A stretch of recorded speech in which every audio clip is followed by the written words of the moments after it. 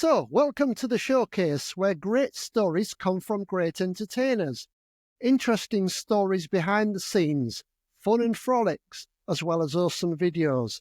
I'd like to ask you please watch this podcast, click the thumbs up and the subscribe for more great content. We can't do it without you.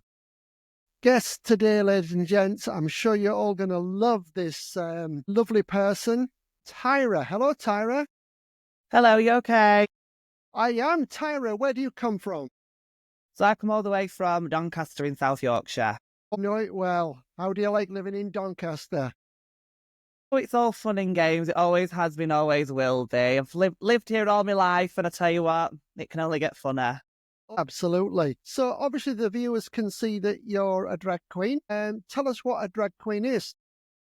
So a drag queen is primarily it's a performer. It's somebody who likes to show, for me, the more feminine side of life. It's for somebody who enjoys being a lot more fabulous than their day-to-day lifestyle. I primarily by day I work in childcare, but by night I turn into this fabulous drag queen. Wow. And how does that make you feel? Honestly, it makes me feel like a completely different person. So as a male, I'm confident, but not as confident as I am in drag. Like some of the things I do in drag, I would never dare of doing as a male. My drag journey is a very brand new journey. I'm very new to the drag scene. I have come a very, very long way in a very, very short space of time. What encouraged you to do this?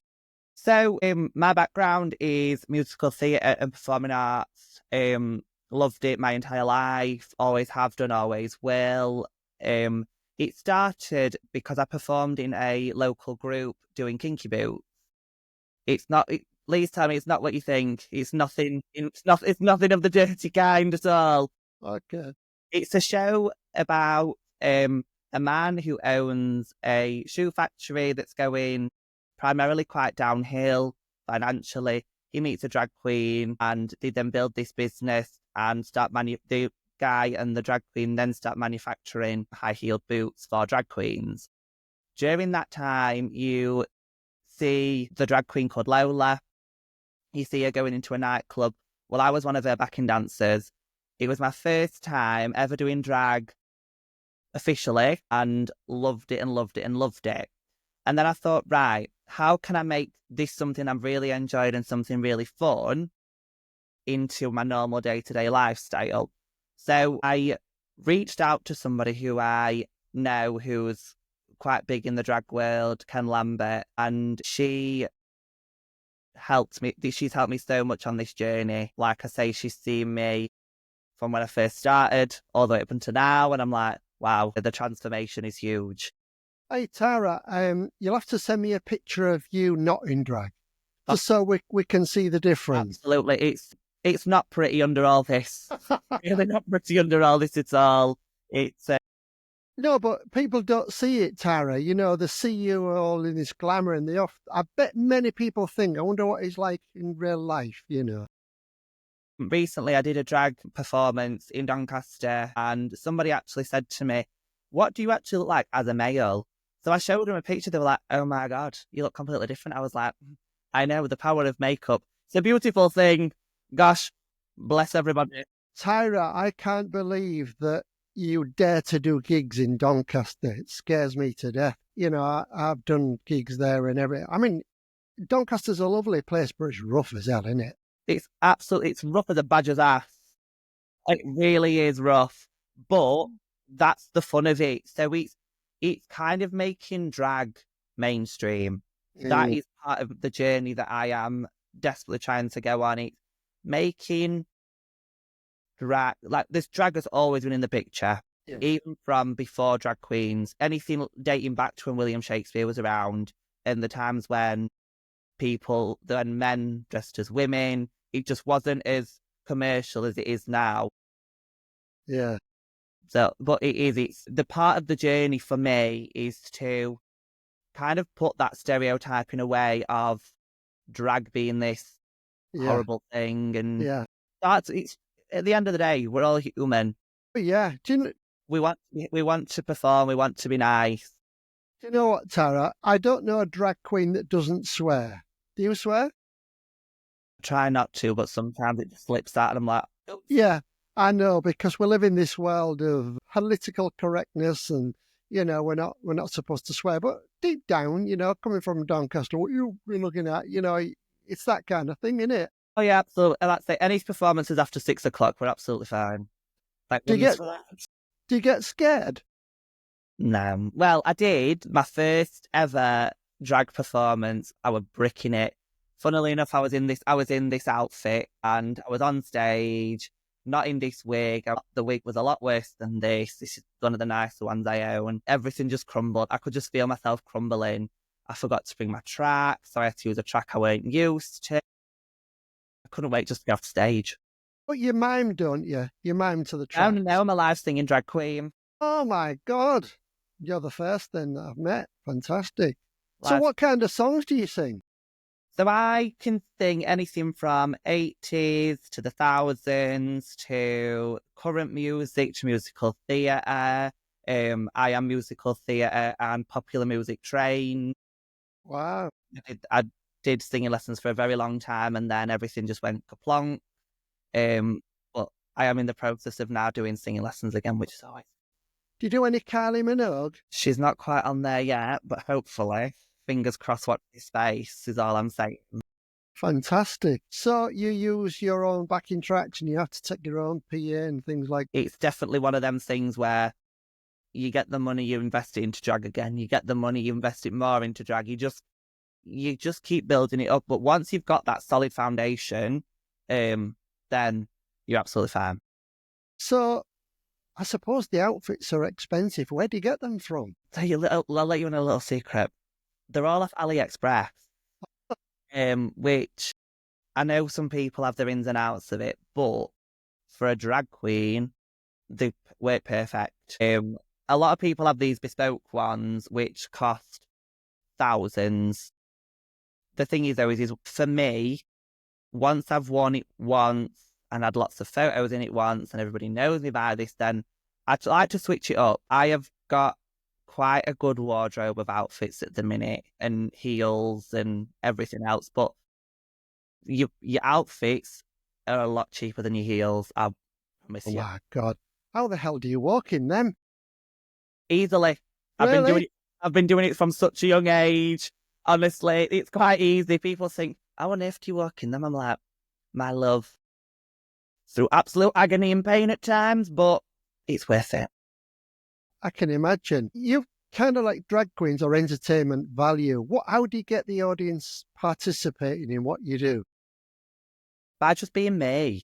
Really? And just At the end of the day, I have got a massive, massive, huge personality. I like to make sure that I capture the audience from the get-go, whether that is singing an absolute belter of a song to begin with, to then something where everybody gets upbeat, to then something that then brings the mood back down, and then finish it off with an upbeat number. It does keep the audience captivated, especially songs that they know. Sometimes it's just a case of that you have to find a song that you'll absolutely love. Just give it a twist, give it a revamp. And that's about it, really. and what goes on in the background, because this is what the punters in the pubs and clubs don't see. They just see you coming on stage looking like you do, singing do. like you do. They don't realize how long does it take to get ready and put all that stuff on your face and put your lashes on. Anything from 2 hours up to 3 hours. And it takes a long time to Do you do that at home before you go to the gig then? do it all at home in my spare bedroom. I have a big mirror with really good lighting. I have to have another light on. Like getting rid of the male facial features and turning it into this more like feminine side of everything. Can you imagine you drive into a gig and the police stop you? What would have... I'm sure they love it. And they'd absolutely love it. They'd be thinking, crikey, we've just pulled somebody very fabulous over. Somebody famous, we've just met a drag queen. My God. And is your life drama as well as being a drag queen? Or in normal life, are you kind of like that way? No. I think my life is the most dramatic one there ever has been. I am quite a dramatic person, even out of drag. Always have been, always will be. It's just a part of me. I absolutely love it. Like I say, I work with children for a day job, and working with toddlers day in, day out, your life's never, ever straightforward. It's always drama with toddlers. And do your colleagues know what you do?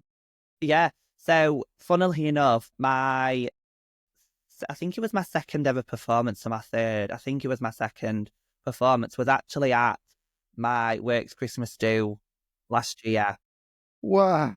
And so I work for quite a big company, and only the owner of the company and my site knew that I was performing. Nobody else knew. Nobody else knew who I was or anything. Like, people knew me as the male side of me, but no one knew me as this other side of me. He absolutely loved it. It was all about, we did like an adult's version of the 12 Days of Christmas. Getting your area manager to sing 5 cock rings was absolutely the highlight of everybody's night. It was very, very funny. Are you naturally in real life got that feminine touch as well? Or do you... Yeah, I have. So in real life, I have got that feminine touch. I enjoy the life that I live. It's taken me a very long time to get to this place of where I'm actually comfortable in my own body, in my own skin. You look very young. Have you got aspirations for the future, what you want to do? Yeah, so my aspirations for the future is to grow in childcare as well as doing drag. I don't want drag to go anywhere. I don't want my childcare to go anywhere. I want them both to work for me. And currently, as much as it's hard work, they both work for me fine. I work 4 days in childcare. The rest of the time, it's drag. It's fun. It's life. You just Well, have to get on with it.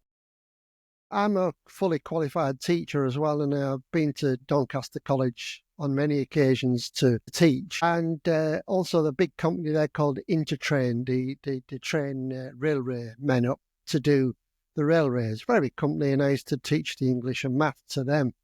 And yeah, Doncaster's just this great place. Best thing about Doncaster Yeah, is go on. the road out of Doncaster. That There's is a the few best though, thing isn't there? about it. There's a few like that. There's a few roads out of Doncaster. Yes, if you can find the road out of Doncaster, get on it quick. Now, go. So we've talked about what goes on in the background. You get ready at home, you get to the gig. Do you have to hide before they bring you on? So, or do you just come on and say, hello, I'm me? It all depends, really. So I've done it once. I've done it, like I say, my work's Christmas do. That was all behind the scenes. No one actually saw me until a specific point in a song. I literally had this tiny little cubby hole of a room to get into full drag, because I went to my work's Christmas do as a male, and then I got into full drag with the help of my younger brother, which I think for him is a bit of a shock, seeing his older brother as a drag Yeah. queen. Like I say, I've always had this feminine side to me, but actually doing drag, Mm. it's a big shock to anybody. And thankfully, I have really got a massive support from family and friends for it. Yeah, that was my next question. Is what does your family think about it? They love it, absolutely love it. Don't I don't think any of them have actually seen me properly do drag yet. It is in the pipeline. We've had conversations about it. Uh, Even my nan, who was 80 plus years old, she's desperate to see me in drag.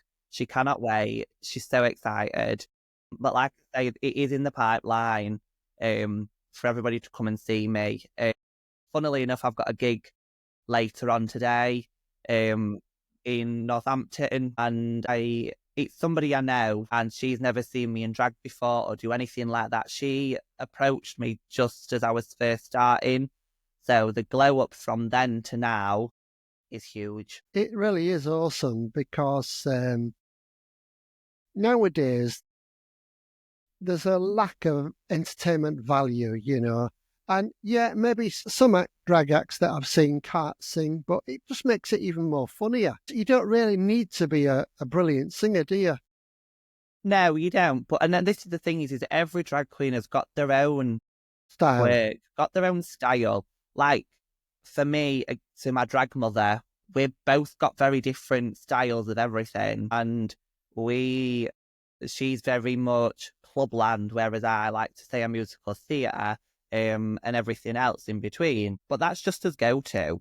Yeah. We're both live singers. We both love to sing, and we both just have a really good time. Would you like to do theatre? Love to, as in drag. Oh wow! If I could make a household name for myself in drag, I'd be so excited. Well, most of my the acts that have been on here, the one thing they all say at the end to give aspiration is to keep going, don't stop. You know, don't let something drag you down. Keep going, going, going, and then one day the door up. Absolutely. And this is the thing. I'm not going to give too much away, but let's just say that I've got quite a fair bit in the pipeline, which is really good. Yeah, I can imagine you have. Now, you should, most people know that I now live in Thailand or retired out here. You should come to Thailand and see the proper ladyboys. They're not drag queens. They are, oh my God, it's really different. What's the difference between a ladyboy and a drag artist? Do you know? To me, I think it mainly goes down to the physical features. Oh, I think so. I think that's primarily all it goes down to. There's nothing different. So, like for me, Yeah, there's not a lot of us, but I'm one of the rare ones that I don't have breasts. I don't have a breastplate, just for the fact of I still enjoy being a male. I don't want to be a female. As a drag queen, I want to show the feminine side, not actually be a full female. so some of you drag friends, they've actually had the change and had the boobs, have they? So I know somebody who is going through the process of becoming primarily a female, but normally drag queens, they buy a breastplate. So that's just a silicone breastplate that literally either goes over your head, around the back, and it's just boobs that are there. They can either take them off as and when they want to. Tyra, it's been absolutely awesome talking to you. You to keep my podcast running about 20 minutes. Is there anything you would like to say, how people can book you and things like that, or not? So I am on social media. I'm on Facebook. I'm on Instagram. All the details are on there. Just always look for Tara Misu Drag Queen. I'm always out and about. If you ever want me, like I say, hit the socials. Ladies and gents, the viewers, Tyra Misu, been fantastic. All I ask the viewers to do is watch this video. If you have any comments, if you like it, like it. If you don't like it, tell us why. And really click that like button and let's wish Tyra the best of luck for the future. Tyra, thank you.